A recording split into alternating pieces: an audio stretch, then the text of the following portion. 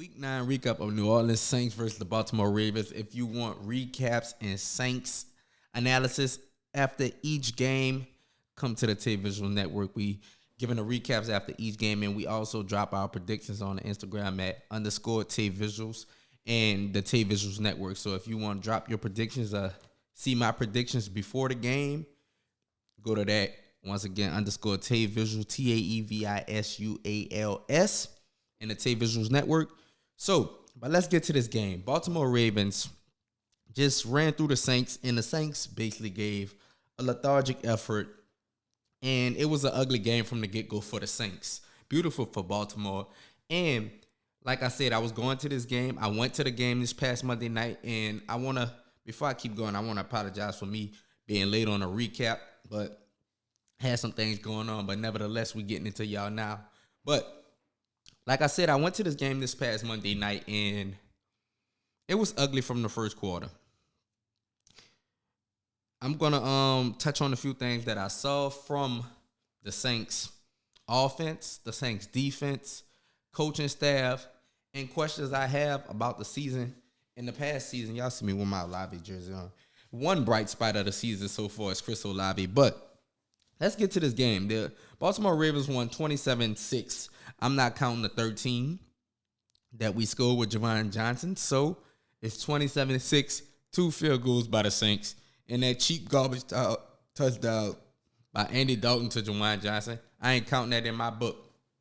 The offense, very bad. The dink and dunk offense with a couple medium throws, no shots down the field. The running game, non-existent, and just not making plays on third down when they have to be made. The play calling has been questionable the whole season rather than a couple games. I say this each recap, each week, the play calling. The run plays, I despise run plays on 2nd and 1, 2, and 3 because open the playbook up on those plays because you could always run on 3rd and 3, 3rd and 2, 3rd and 1. Why are we? This is something that I don't know why. Maybe it's just me, just not no expert analysis or nothing like that. I just don't like the running on 2nd and 2, 2nd and 1, 2nd and 3. And when we get stuffed on those plays and it becomes 3rd and 3, and if we still run the ball, we rather hand the ball off to act, which is not working. Alvin Kamara. Give the ball to Taysom Hill if we're going to run on short yard. If it's going to be 3rd and 1, 3rd and 2, let Taysom Hill run the ball. Got my notes right here, y'all, so just had to refresh that. But let Taysom Hill run the ball on short yardage downs, please. That's what he's there for. He's been successful all season. Couple plays, he don't get no positive net yards, but most of the time, Taysom Hill is going down the field making plays in the run game. It's frustrating to watch. And while I was in the dome, I have to say this: the Baltimore Raven fans, they travel real well. I mean, sections well. Like, they was in sections. It was so bad for us Saints. Well, even though the Saints fans was in there, they show out. I'm not going to say that. When the Ravens did something good or the Saints did something bad, you heard the Ravens crowd throughout the Superdome. Woo! I'm like, dang, I got to get out this section because my section was full of Ravens fans. I don't know. Maybe I got to get close to the field next time because I ain't like that. We was going to get in a little scuffle the way the game was going. But I had to tell y'all, I did lead the game in the fourth quarter after this Andy Dalton pick. I left. It was like 8 minutes left. If you follow me on Instagram, you saw me. And on Twitter, I tweeted out a picture. I'm gone. I'm not finna deal with this. And crazy part about it was, I'm sitting next to my fiance, and she said, I already know what's about to happen. She was insinuating they about to run the ball. But when she said, I already know what's about to happen, my head was down. I said, what? He about to throw a pick? And I picked my head up before I even finished picking my head up on my phone. The ball was in Justin Houston's hand. I was like, all right, we out of here. I told the fans next to us, the Saints fans, all right, y'all have a good night. We out of here. I'm not finna do this. Because this is embarrassing by the Saints. If the division wasn't so bad with the Atlanta Falcons 4-5, Tampa Bay 4-5, Atlanta Falcons play tonight, this Saints season wouldn't be worth watching. It only would be worth watching if you're a diehard, which I am. But still, the Saints do not supposed to be 3-6. 3-6. That's correct. Yes, 3-6, third in this division. I don't care which quarterback we is. Which brings me to Andy Dalton. Touched about it on a little bit. I think he's on a short string, even though Dennis Allen named him to start it when Jameis is still healthy. 2 weeks ago, he had a okay game against the Raiders, good game against the Raiders, threw some nice passes. But this performance against the Ravens, this week coming up against the Steelers, if he throws out another dud performance like this against the Steelers, I think Jameis will be inserted into the game if he's not playing well in that Steelers game, or Jameis will be inserted the following week against the Rams. Because there was I was in that Superdome and fans were asking for Jameis. And I go to Twitter and a lot of people looking for Jameis to get in the game. Some people who advocated for Andy Dalton to be the starter wants Jameis in the game. And I have no problem with Andy Dalton being a starter. Even though I believe Jameis Winston should have been named the starting job, he didn't do anything. I don't think Andy Dalton did anything spectacular to get that job to be named the starter while Jameis was hurt. Because the games that, especially against the Cardinals game, that game, the back-to-back picks, the game they did win, I forgot the game they won. I'm sorry, it slipped my head right now. But the game Taysom had 3 touchdowns, I believe. That game was fully on Taysom Hill's back. Like, that game was all Taysom Hill. I think that was the Seahawks game. I'm not sure, but I believe that was the Seahawks game. That game was fully on Taysom Hill's back, and I just think Dennis Allen, he didn't make a mistake, but I don't think he made the right choice. Because at the end of the day, we know what Andy Dalton is. And a lot of people want to say they know who Jameis Winston is. But Jameis Winston potential, he sat behind Drew Brees a couple years. I think it's 1 or 2 years. I'm not sure. Don't quote me on that. But I think 2 years. He sat behind Drew Brees, waited to get his shot. He got his shot last year, got injured, put up a good performance last year in the 7 games he did play, I believe. I think they went 5-2. But got hurt. He waited while the Saints went after Deshaun Watson, didn't have a deal. He was going to go to the coach, but the Saints were in the running for Deshaun Watson. They didn't get him. Pivoted back to Jameis. He played it professional. Any other quarterback probably would, you going after them? Baker Mayfield. Now, he signed his deal with the Saints. Gets the starting job, wins week 1, loses the second couple weeks with, I think, the back injury and the ankle injury. But Andy comes in, wins a game, loses a couple games, and Dennis Allen names him the starter. I think it was a safe bet. I don't know. I think he gives, like the people always say, he's more leveled, more even keeled, but that doesn't win games, as we see. And I don't have nothing against Andy Dalton. I want the Saints to win either way. But if you're going to put up performances like that, my first choice in the first place was to go with Jameis because he gives the big playability. And now, before this game with the Ravens, the run game was rolling. The offensive line had some camaraderie. And I think that would be great for Jameis with the run game because the first few weeks that Jameis started, he didn't have the run game. And they gave up plenty sacks. So, I believe that's mom's calling me, but disregard that.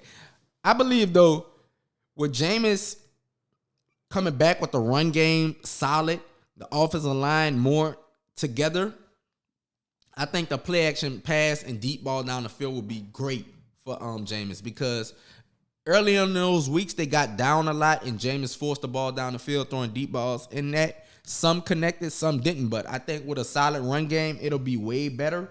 But I want to get to this run defense because the Baltimore Ravens ran just zone reads the Saints to death in this game. They gave up, I believe, like 190 yards, somewhere around that, and that was by far like one of the worst performances by the Saints run defense within recent memory for me. I know they gave up a couple hundred yards, I think last year, but The Saints' run defense the past few years have been very solid, but against this Ravens defense, I know they wear you down throughout the game with a lot of runs. And their Mark Andrews and Brashad Bateman was out, so that gave them more incentive to rush the ball.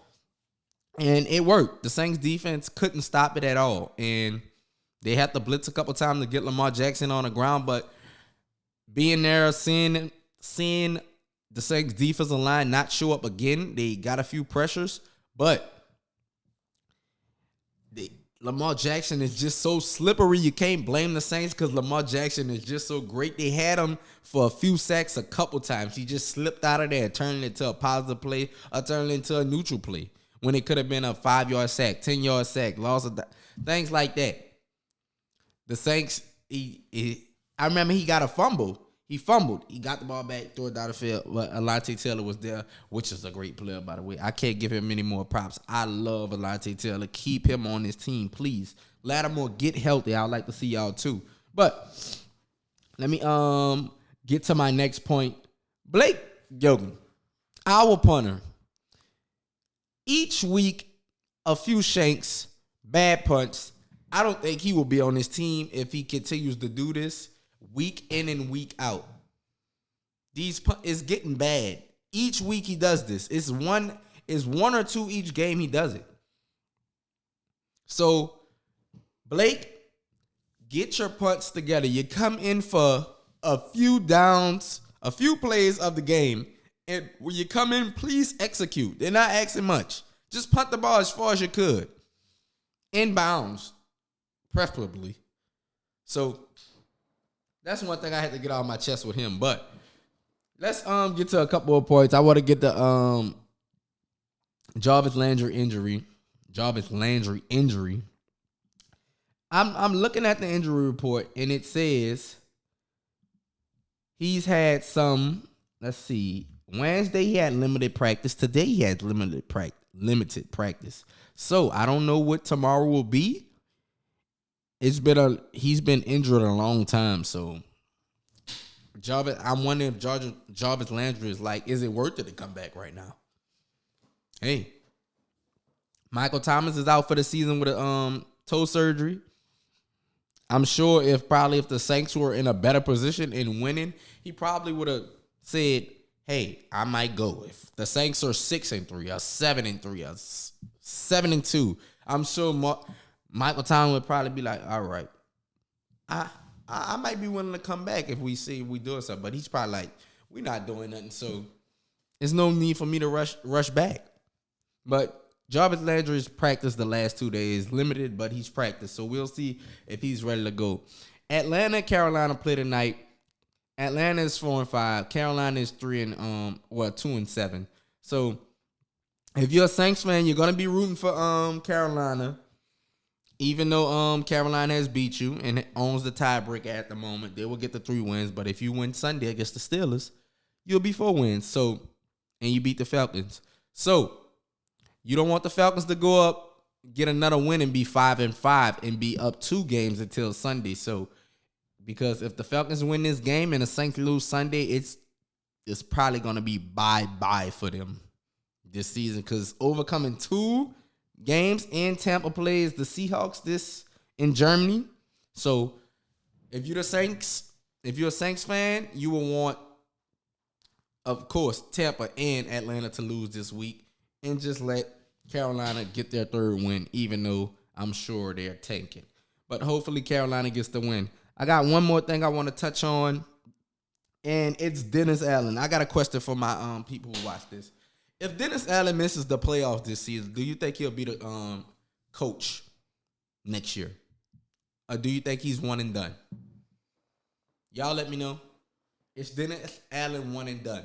And are the Saints done at this moment? I don't believe they're done because they're bad division. Now, if Atlanta wins this game and the Saints lose Sunday and Tampa wins Sunday, it might be far-fetched for the Saints to win this division. But I think, like I said a week ago, I think this division is going to go down probably to week 16, 17, because the Saints still have to play Carolina, Atlanta, and Tampa Bay again. And the Tampa Bay and Atlanta games are going to be pivotal because they will have to own those tiebreakers. So they'll have to beat Tampa and they'll have to beat Atlanta also again.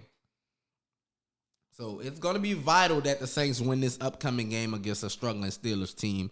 Steelers are not very good, and we don't know if TJ Watt will be back, but everybody comes back against the Saints.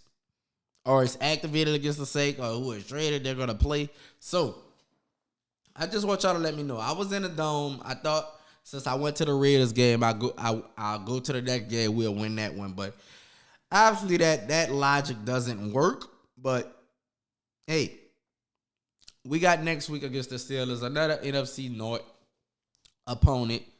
We already lost the two of them, the Ravens and the Bengals. We have the Steelers up next, and we have the Browns, I believe, later down the line. But Steelers next week.